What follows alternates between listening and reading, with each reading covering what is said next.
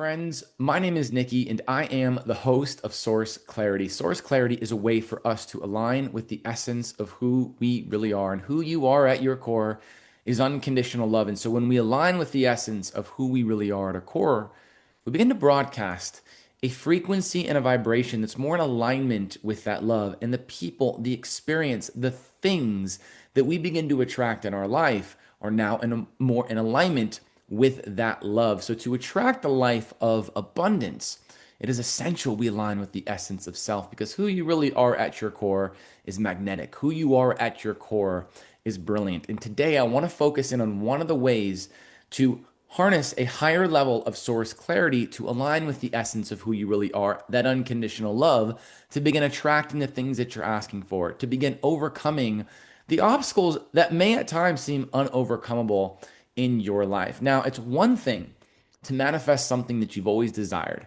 and that might sound great on paper, but a big block that the spiritual world currently has is they're not addressing what happens when you manifest something and you're left feeling empty. You're not feeling happy. You're like, wait a minute, I manifested this thing that I've always desired to manifest and attract into my life, yet I still feel that void. I still feel a high level of unhappiness. I was recently watching an interview with a billionaire, and he said, I had billions of dollars and I was left feeling empty. And it actually led this individual to having a spiritual awakening and finally creating a foundation of appreciation and joy. It was outside of the things that he had actually manifested physically. So today I want to focus in on how do we begin this process of, yes, appreciating our life and appreciating the things that we manifest, appreciating the abundance that we attract in our lives. If we can find a joy-filled appreciation for the things that we desire to attract in our life, this changes the trajectory of our life. Because I want you guys to hear this past this sort of like woo-woo thing where I go, okay, at our core, we are unconditional love. And on the outside, that might sound some cute spiritual woo-woo thing that this guy on the internet is saying. Like, okay, at your core, you're unconditional love. But if it's true that at our core, we are unconditional love, right? And feeling a high level of appreciation for the things that we desire to attract aligns us with that love. When we align with that love, the essence of who we really are, this allows us to live life guided by our true nature with that love. And so the decisions that we begin to make are now more in alignment with that unconditional love. They're more profitable, right? They're more expansive. They're more optimal. We get from A to B in a way that is a little bit more efficient versus attempting to make decisions from a place of chaos within the mind, absence of clarity, feeling deficient of that love. To feel a high level of joy for the things that you desire to attract, that is the ultimate success, to feel that high level of happiness. For those that don't know, I've shared this story on the podcast before, but over 10 years ago at this point, I don't even remember when, it was over 10 years ago, I auditioned for a show called American Idol. Can you believe that? As a singer. And I made it. They filmed me. It didn't get televised, thank God. But I did make it to Hollywood. And I met a lot of really great people on American Idol. And actually, the staff, they were incredible. The producers, they were like really great people. And I met this one kid, and I remember meeting him. He was this like small kid playing the guitar. I think he was like 15 or 16 at the time. When I first heard him sing, I said to him, I said, you're going to make it into the top 10 and you're going to have a really big career in music. I remember telling him that specifically. And he was this really shy, soft-spoken kid. And when I heard him sing, he was sitting in the bleachers. So for those that don't know, on American Idol, there are a lot of auditions before the one that you actually see on TV. Okay. And the one that is on TV, it's sort of like they sort of casting a TV show is what kind of begins to happen. So I met this kid before the actual first audition you see on TV. And when you make it on TV, it's actually kind of a big deal. Like I remember when I was a kid and I'd watch American Idol, I'd always kind of be like, why is it such a big deal that they're so excited they made it through the first round? They may get cut when they get to Hollywood. But when you have the experience firsthand, it is a big deal because you're like, wait, I'm getting to have this opportunity to, meet these people that are in the music industry and actually get to be on the TV show. It's almost feeling like you got casted on a TV show. So it's why you see people have these big reactions when they make it after the first round, when really there's a bunch of auditions that happened before that. So anyways, I'm sitting in these bleachers. I'm at, I can't remember exactly where it was located. I think it was out Cow Palace, I think, if I remember correctly. And there's a bunch of booths that are set up, and you're basically sort of like waiting all day to audition. And if you make it, if you go in a booth, you sing, there's a producer that says, yes, you made it, go to the next producer. So we're waiting in, like, I don't know, the stands, and there's this kid behind me. And I'm like, hey, man, you want to come practice with us? It was me and my friend. He says, yes, come sings with us, all these other things. It was cool. It's awesome. He starts singing. And I'm like, dude, this kid's like a little Justin Bieber. I start showing him off to all these other people that are also auditioning. He becomes popular. We become really close. And I remember telling him, I'm like, you're going to make it into the top 10 and you're going to have a big music career. So time goes on. Yes, I made it onto the TV show. So did he. And again, they filmed it, but they didn't actually put it on TV, which is great. They filmed the whole story on me and stuff, me and my friend. And they did it with this kid as well. He made it to that first audition. And sure enough, he makes it onto the show like far. I think he might have been cut like the 10th or ninth. He made it really far onto the show. It was really fun to actually get to watch the show, see his adventure. Years go by, many, many years go by. Okay. And he actually ends up being a part after the show, being a part of like a little boy band. And then he has his own music career. And now he's got millions of followers and he's got his own thing going on in music. And I remember I ran into him at some like house party in Los Angeles. And I asked him, I'm like, is it as fun as it seems? Right? Like it was pretty interesting. It was a pretty humbling moment where I was working at BJ's. I was a host at BJ's. And I could literally hear they had one of his songs, he was in a boy band, playing in the background. Like playing. I'm like, oh my gosh, like here I am working at BJ's.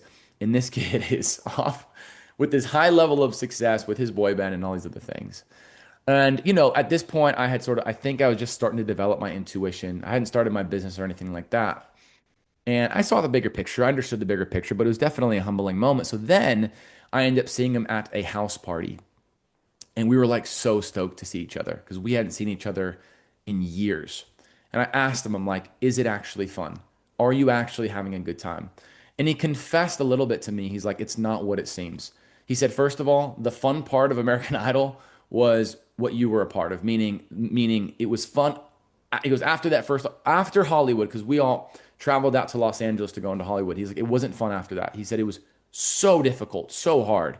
It's like it was not fun. And then he expressed a lot of the difficulties that he's been experiencing in his music career.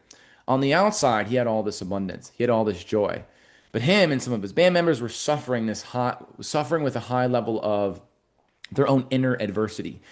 Anyways, months go by and it comes out on the news, like all of this craziness that him and his bandmates have experienced and the sadness and all this other things that I'm not going to get into the details of.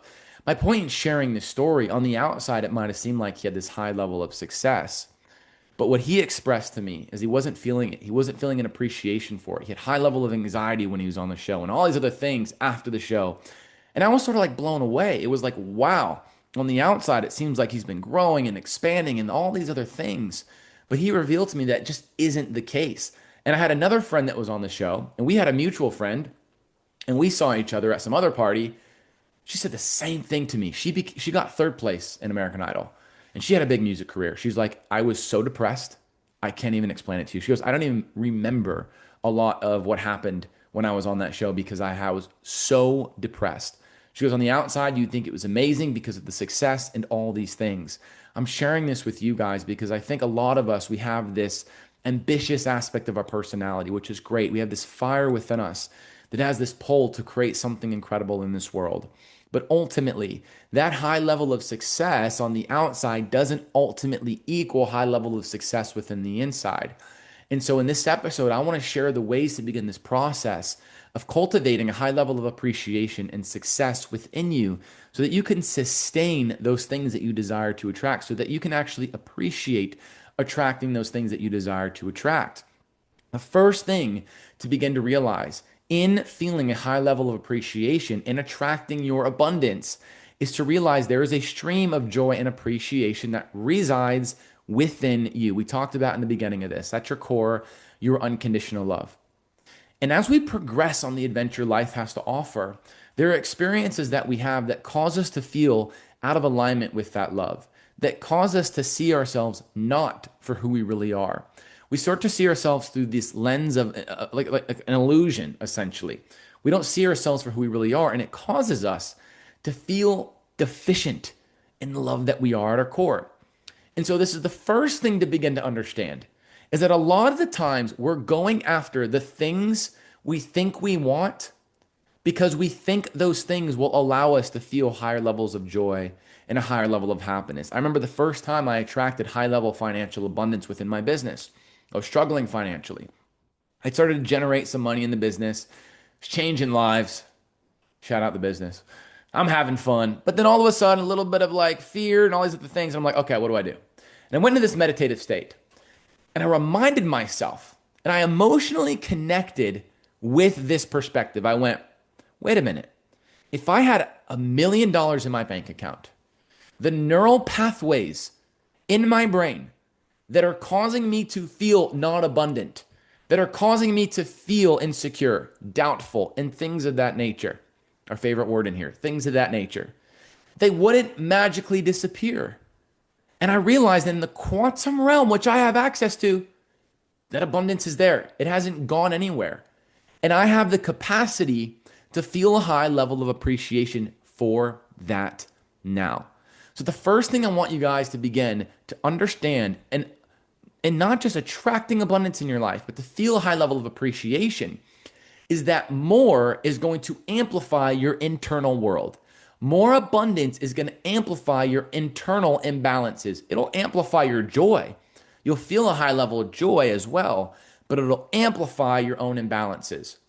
So to attract success is to prepare for that success by feeling a high level of joy as if it already exists. Now, you might have heard this in the manifestation world, but what happens is people go through this process, they visualize their dreams and goals. Maybe it happens a little bit, but they let go of that high level of appreciation. They begin to let go of accessing, and they want you guys to get this, the feeling they think money will bring them in other areas of life. For an example, so I'm in this meditation. This was the first time I attracted, I think it was like 20,000. First time, whoa, okay. And I went into this meditative state. I was like, okay, and I'm feeling broke at this point. I was broke, okay. And I remember going, okay, why would it be absolutely incredible if I never attracted a dollar in my business? That was the first thing that allowed me to generate that feeling of appreciation. Because I was like, okay, how would that be amazing? Then I began to expand my appreciation to some other areas of my life. And then on top of that, this sounds a little complicated, but sometimes it is, sometimes it isn't. This is the first step. Then I started to feel an appreciation that an abundance is always there. Energy cannot be created and it cannot be destroyed. So if we are lacking appreciation for the abundance that already resides in our life, how could I channel that abundance into money into one place if I'm feeling scattered from within? So then I begin to frequently go about this day-to-day process of feeling an appreciation for all aspects of my life and feeling as if the money is already there. This is hard. This gets a little complicated, which I wish it didn't, but also being okay with the idea of it never happening. Mic drop. Some of you are like, what? Some of you are like, whoa, that's incredible. What happens if we only go to this place of visualizing, which is great, and I do it all the time, it can kind of be a slippery slope and turn into hope, hoping we attract our dreams and goals, and that hope will repel us from attracting things that we're asking for. The first thing that we want to begin to realize is there's a stream of love and appreciation within you. So to simplify this, how can I begin to feel that high level of appreciation within myself now? There's some really cool adventure that I embarked on a couple of years ago. I did this 5-day silent meditation retreat out in the Tar Mandala in Colorado.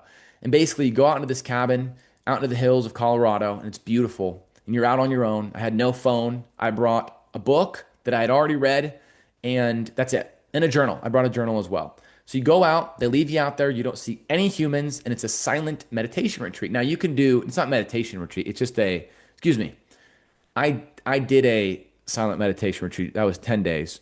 This was an isolation retreat. Okay. I also did a silent meditation retreat with 10 days with a group of people. That's a different story. Maybe I'll share it here in a second. I'm sharing this with you because as I was going through this process, it was challenging. It was extremely challenging in this process. Okay. I was like, okay, I'm like, man, this is tough. I'm out there. I got this journal. The days felt like weeks. It was extremely challenging. Here's what was pretty interesting about all of this, though. All of a sudden, when I was out there, the things that brought me joy were things that I've always had in my life, and they were my family. Now, there had been a number of years during COVID where I had moved home. It wasn't a number of years, but I was home. Then I traveled and then I go back home and things of that nature. And I spent a number of birthdays, like one birthday I spent with my family. And I remember I was feeling a little bit frustrated about that because I wanted to be out in the world, a young man out in the world, not necessarily with my family. And I remember at that time feeling guilty about that. And then there was another birthday I had where I think I was in Yosemite and my car broke down and it was fine. But I remember thinking, man, it would be nice to celebrate this. And then there was another birthday I think that happened. I can't remember. But all of a sudden, I'm out in Colorado with this 5 day silent meditation retreat, 5 day isolation retreat. Okay. And the thought that kept coming to mind was, I can't wait because I was actually going back to visit my family. This was in May, my birthday's in June. I was going back to visit my family. And I kept thinking, I'm so excited to go back and celebrate my birthday with them. Now, I had a whole birthday with them a couple of years ago that I didn't enjoy that much because I was like, I felt kind of uncomfortable. I wanted to be out there in the world.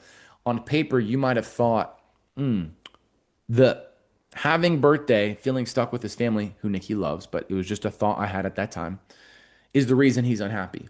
Or was it because I wasn't intentionally finding an appreciation for this incredible abundance of family and love that I already have? So, anyways, the 5 day isolation retreat is up. I end up going home. Everything in my life becomes extra vibrant. My appreciation levels just felt inherently high. It was one of my favorite birthdays that I'd ever had. It wasn't any different than some of the other ones that I'd had where I was complaining about them. It wasn't any different. I began to see the joy and appreciation in my family that loves me. We went to pizza. They got me a cake. I'm like, this is the best thing ever. Going from being isolated out in Colorado, which you would think is amazing, but it was extremely challenging for me. Okay. To like, you make your own food and like whatever. Okay. That's not the challenge part, making your own food, but you're like out in nowhere, you know, you're waiting for the day to go by, you're meditating. I never got to that euphoric place at the isolation retreat, but leaving it, I did. Everything became again more vibrant, and that birthday felt so much different than the birthday that I was complaining about in my brain years prior. Nothing changed. The only thing that changed was my internal state. And I want you to think about your own life. You might be convinced that financial abundance is going to be the thing that brings about high levels of happiness. And maybe there's a certain level of happiness that you already have access to. Maybe you already have access to 28% of your happiness. Okay. Maybe you attract financial abundance and it amplifies that 28%. And you're like, see, money does make me happy. But what happens is it's not sustainable because there's all this lack of happiness that money will also amplify. The bigger your dreams and goals, the more your internal state will be amplified. And if you can kind of prepare your internal state for your success, this is true faith. We hear this word out there in the world, like I have a high level faith that I'm going to attract my dreams and goals. And my question for anyone that says that is great. Are you showcasing that with your actions? Are you feeling a high level of appreciation for your financial abundance right now? Are you feeling a high level of appreciation for your romantic partnership that one day you might have a desire to attract? Are you feeling it right now? Are you preparing your internal state? Are you harnessing high levels of clarity now so that you are prepared for when that influx of abundance comes in? A lot of people see more equals better. And it does, but also more equals not better because everything is both. It's sort of like running a marathon. You might be a good runner. You might have faith that one day you'll run a marathon, but if you don't prepare for that marathon, if you don't strengthen your physical body and your endurance and all these other things, running a marathon is going to expose your physical, emotional, energetic, probably spiritual imbalances. And we think running marathon hard, attracting financial abundance or the abundance I want easy, not easy to get it, but like we're like, that would be amazing. That would feel good. Really, they're no different. It's like climbing a mountain. And to attract your dreams and goals, it's one thing to go about them and be like, okay, I'm going to get this thing and it's going to make me happy. And maybe you do for a little bit of time. But it's a whole nother thing to begin to build this foundation of appreciation, not only for your life, but who you are, for the person that has the capacity to create, your ability to change lives. And if you can begin to cultivate an appreciation in your day to day life, that is where things begin to change more than I could ever articulate in this podcast. So that is the first step to begin this process in appreciating your dreams and goals, is to appreciate the things that you have right now. When I was that kid working as a host out in BJ's, and I'm hearing this kid that had this high level of success on the outside, right? Because I was in BJ's working at a restaurant as a hostess, and this kid that I knew, that was a friend of mine, he ended up making it in music and having this success and being on the radio. I could hear his song playing as I was a host working at BJ's. In that moment, it was humbling. But if you were to look at our lives from the perspective of source energy, meaning an objective lens, maybe in that moment, I was feeling more appreciation. I had more excitement and love, and maybe he was going through a harder time. We tend to judge things like we tend to judge a book by its cover, right? We're like, if this person has a lot of money and this person is doing this, that, and the other, it must mean their lives are great. The truth is, the greatest stream of joy and love that you could ever harness resides within you. And yes, abundance is awesome. Go out and change a ton of lives. Go out and attract financial abundance. Go after these things that you're asking for. But the biggest nightmare for people that have experienced high level of success is, wait a minute, I don't feel happy. I've gotten to work with the most incredible souls from all around the world. As an intuitive healer, I get to help people with their lives. I get to help people and empower people to realize their mission and their purpose on this planet. It's one of the things I do in intuitive readings, is helping people realize their mission and their purpose, helping people overcome the obstacles in their life that they feel are unovercomable. And the thing that has been a thing that has happened is working with people that have attracted that abundance and go, man, when I attracted abundance, the things that I've always desired to attract, I was at my unhappiest. My unhappiness levels were at an all-time high. And it was sort of funny when I was at this 5-day isolation retreat out in the Tarmandala in Colorado. The thoughts that I began to think that would bring me happiness were, again, my family, and then like childhood experiences that I had with my friends. Like, I always thought I kind of wanted to run from that. Not anything necessarily that happened that was crazy that I needed to run from, but it was sort of this feeling of like, one day I'm going to attract abundance, distance myself from my childhood a little bit, from my friends and stuff like that.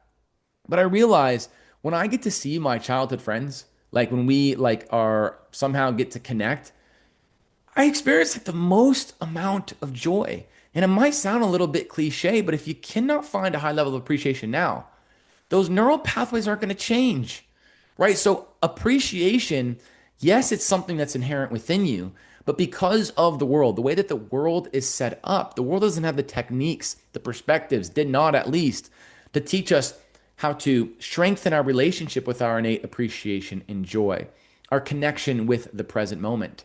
And so if we don't take radical accountability and finding ways to feel an appreciation for our day-to-day life. So for an example, now I go through this process where when I eat food, I intentionally slow down. And at first, it doesn't feel great. Just like that 5-day isolation retreat that changed my life, those 5 days were not fun, but it significantly increased my appreciation and my abundance. So now I go through this process. I eat a little bit slower. I can feel this sort of rushed feeling within me. So I slow down when I eat, when I get ready, when I make my bed. I've intentionally slowed down, and I can legitimately, not in the moment always, but I can begin to feel my energy levels increase. It's really, really beautiful, because in those moments, I'm letting go of like, I need to get tasks done. That energy of I need to get tasks done is only going to, okay, I just made a weird noise. I just said and at the same time. It's only going to increase, right? If you have this feeling, I need to get these things done today, and I have tasks, it's going to create more stress. Your cortisol is going to increase. So when I practice this routine intentionally of slowing down, it's pretty great. I've had these reflections with friends, and they kind of laugh at me. It's like, I feel like I'm always waiting on them. Like if we're about to go to a restaurant or go somewhere fun, I'm always sitting there waiting. And I've had this joke, for those that are watching this, if you're listening to this, I got my hands up, and there's this like thing that I do where I'm waiting. And it's like an inside joke with my friends. But what I realized is that this rushed feeling has caused me to feel like I'm always waiting on the next thing. And it was a lack of appreciation for the present moment. I was coming up to a lot of red lights, feeling like I was driving in the car and there'd always be someone in front of me that was slowing me down. But all of life is reflecting our energy. I want you to think about your own obstacles in your life. Like when you need to get somewhere, what happens? Life slows you down. You get that one red light that you're sitting at that red light literally forever. Or you're on the highway and there's that, we love our grandmothers, but maybe there's a grandmother that's in front of you that's driving 2 miles per hour and you're trying to go 100 miles per hour to get to where you need to be. When we're rushed, life humbles us and slows us down because it's teaching us to see the gift in the present moment. It's ultimately going, if we don't slow down, we're not going to get the things that we're asking for. So the key to get what you're asking for is to slow down and to see if you can cultivate an appreciation for your day-to-day moments. Right? For those of you out there that have two arms, okay, which I think is most of you, if I took away those two arms, would you be unhappy? Yeah. Well, why aren't we feeling a high level of appreciation for our two arms? If you have ears, your ears and your smells and your all these things, like I now intentionally, when I rise in the morning, when I wake up in the morning, it sounds kind of strange, funny. I will like smell my blankets. I'll breathe in. I'll taste the taste in my mouth. I'll intentionally look at the sunlight coming through my window and feel an appreciation for it.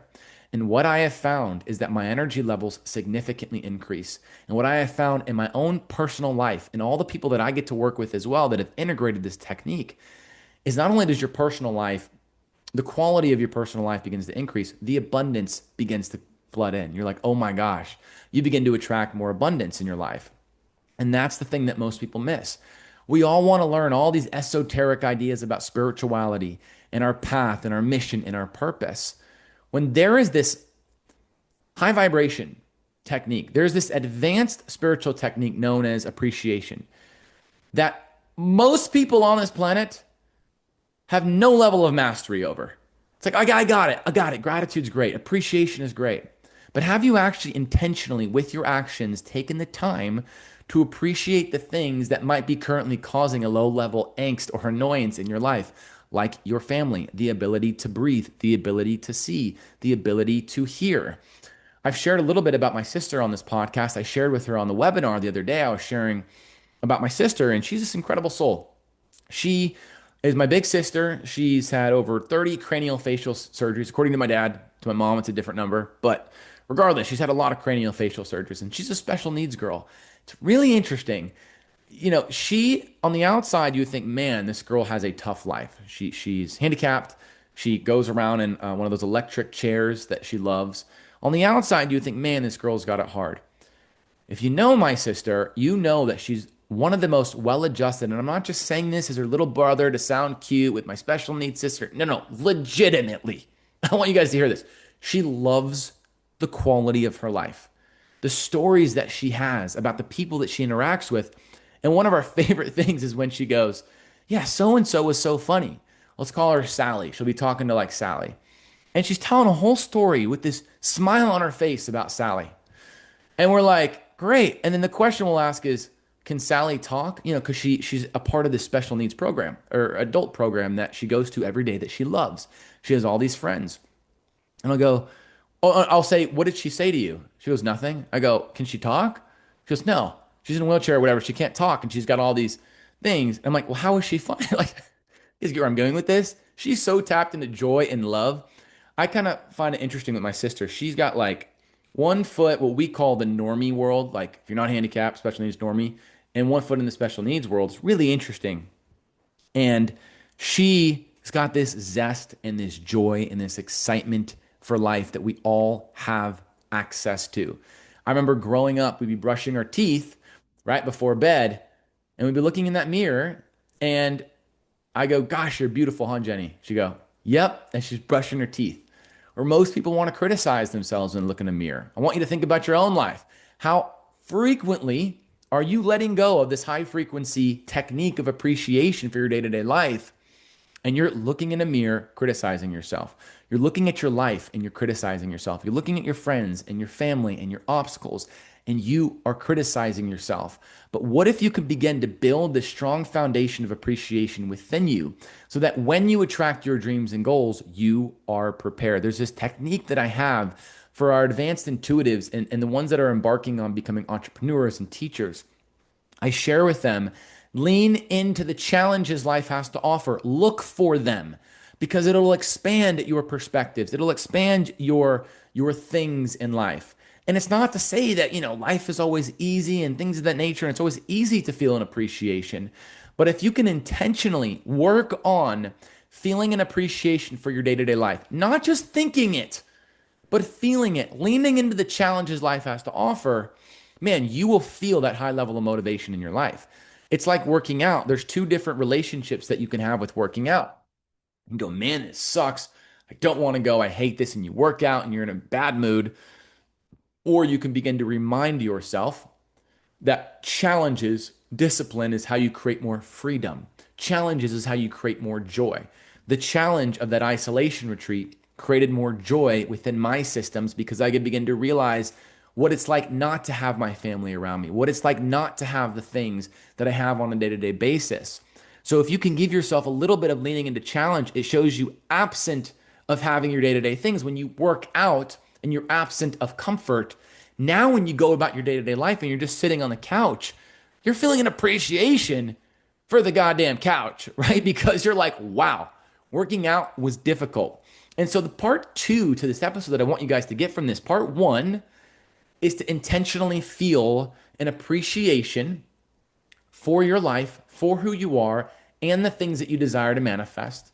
Part two is to feel an appreciation or practice, because this is a skill set, an appreciation for the challenges in your life. Lean into the challenges life has to offer. If something doesn't go the way you want it to go, that is data, that is information that is allowing you to grow and attract more abundance. You can see the adversity and the obstacles as something negative, or you can decide to go, I'm glad that happened. I'm happy that happened for me. I hope that I feel and think these thoughts of doubt, because a lot of us battle with our own internal things.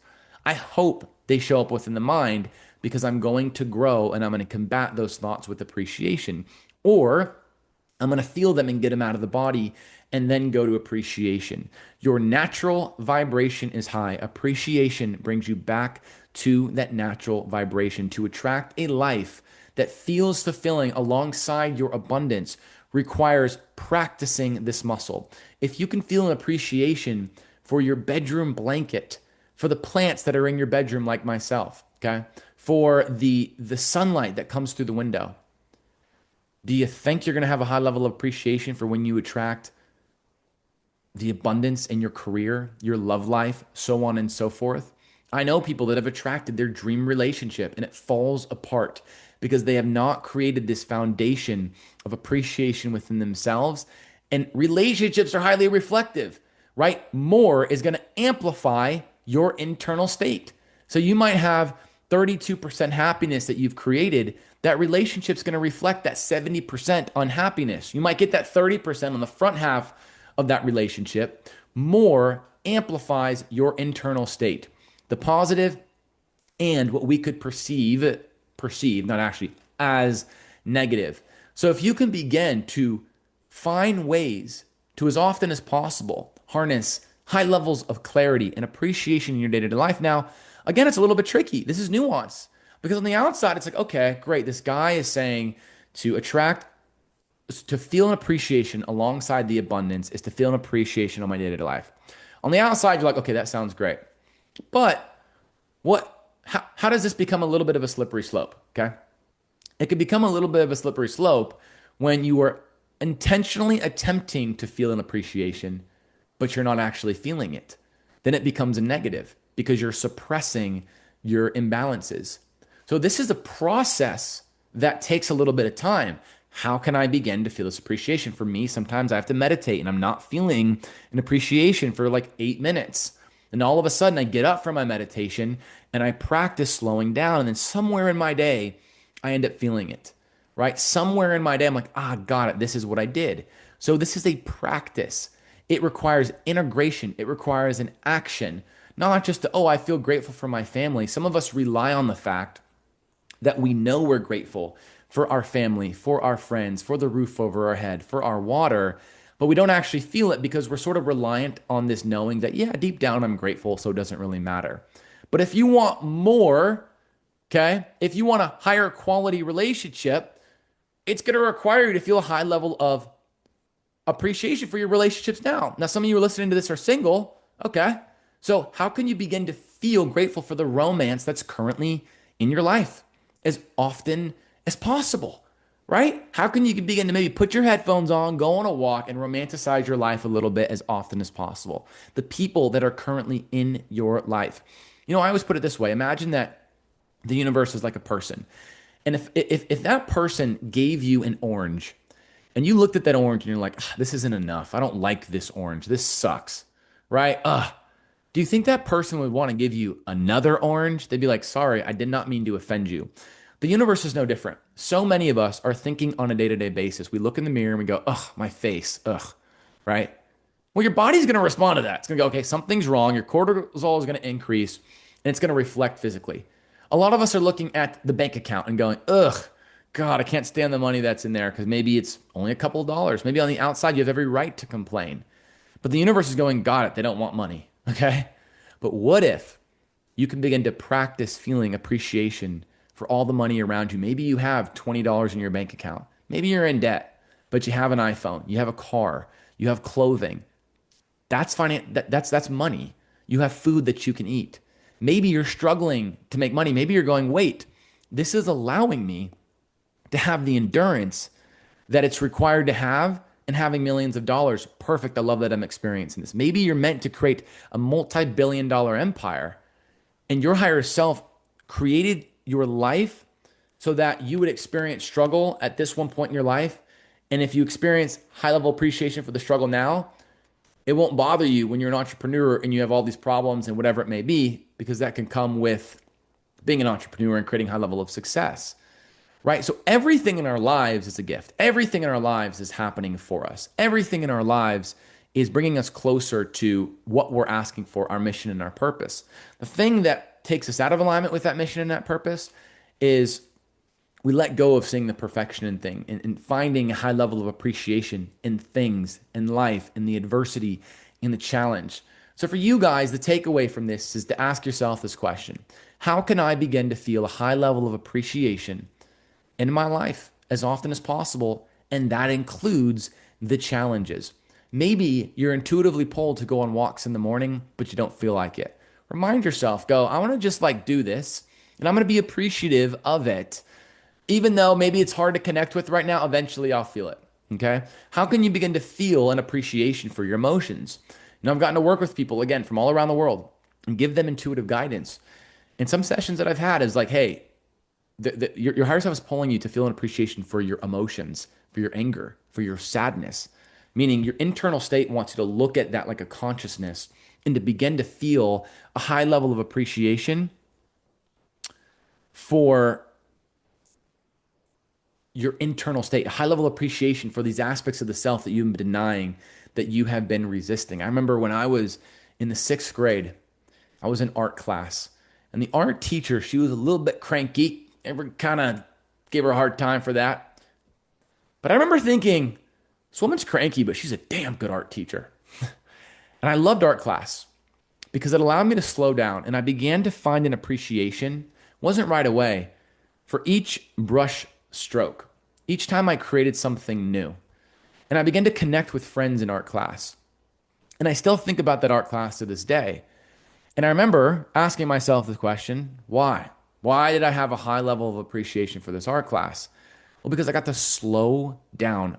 Art, when you are creating art, you have to sort of focus in on what you are creating.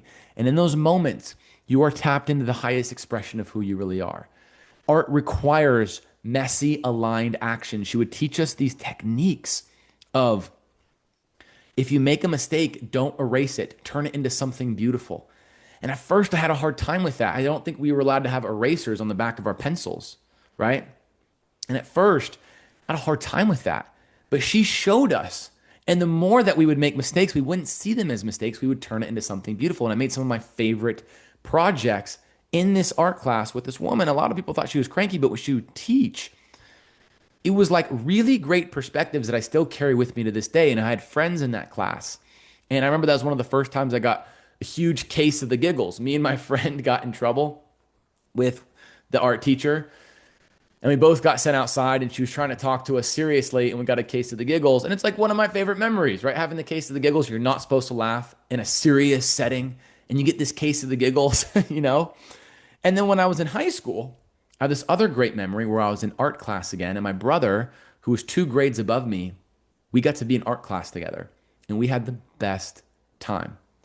And I equate that to, yes, we got to be together, but there were no distractions. We got to appreciate each other.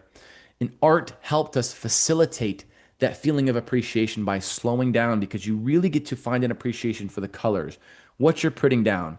You have to force yourself to go, okay, I can turn this thing that maybe I thought wasn't so good into something beautiful, right? Because what we learned in middle school when I was in 6th grade was we weren't allowed to have an eraser. So all of it is art. Your life is an art piece. And it's not an art piece or a project that has to get done. The process is creative, is adventurous, is joy filled. You get to choose to experience it. There is a stream of joy, abundance, appreciation within you. And many are attempting to distance themselves from the challenges, distance themselves from what could be perceived as mundane or normal. It's like, yeah, I have a roof over my head, but so does everyone else. Yeah, I have a beautiful family, but a lot of people have beautiful families. Yeah, I have 2 ears and 2 eyes. But what if you could strengthen your relationship with your excitement, your zest for that? Like my sister, who's so naturally gifted at that. She goes to her special needs adult programs and every day calls my mother with a great story. If I were to ask you about a great story from your day to day, could you tell me one? My question is, could you tell me one? And here's what I'll offer you. I'll challenge you to realize that there are great things happening every single day in your life. It's not that they're not happening, it's that you're not seeing it. In this illusion that one day you'll have the abundance that you're asking for. One day you'll have all these blah, blah, blah, blah, blah, whatever it is. Then you'll be happy. That is an illusion. It may amplify an aspect of the happiness you've already created, but most people haven't gone past 18% of their own, like accessing their happiness, or 20% of their own happiness. It's not that life is meant to be roses and flowers and sunshine all the time. Art class certainly wasn't that, but overall it became that when I began to lean into the challenges, when I began to intentionally grow as an artist, listen to what the teacher was saying, interact with my friends. It was in these moments of stillness, in these moments of slowing down. You have these things to appreciate in your day-to-day life. It's so interesting. When I was on this isolation retreat, I really got to understand why it's incredible that we have things like food, why we have things like water, like we have things like friends and family. But are we appreciating on a day-to-day basis? Now, you listening to this might be going, but dude, I get that. That's great. But Nikki, I'm experiencing real challenge in my life. Well, just like an art piece, you could turn that thing that you might be perceiving as negative into something beautiful. And I know that might sound like a little bit of a cliche coming out of my mouth, but that is a metaphysical law of this universe. All of life is happening for you. All of life is a gift. And to attract, I would say, appreciation alongside your abundance, to harness an appreciation alongside your abundance. Really, if I were to simplify this entire episode, take intentional time to practice appreciation within your meditations, within your day-to-day life, within your heart. Again, I get to work with people from all around the world. Like, dude, you said that a bunch of times, but and I get to look in intuitively at their heart. In most cases, people's hearts are closed, right? Because the heart is closed because of maybe something that happened in childhood or whatever it may be that causes us to feel like we need to shut down, not feel that childlike appreciation. Who you are at your core is brilliant. Who you are at your core is love. And the more that we practice that appreciation now, again, this is all encompassing. It's taking your dream life and feeling an appreciation for it now. It's taking your life now and feeling an appreciation for it now. It's taking your challenges now, feeling an appreciation for them. This isn't spiritual bypassing, right? Because this is sort of looking in internally after this episode and asking yourself the question, How do I go about this process? Now, we have a myriad of ways to go about this process.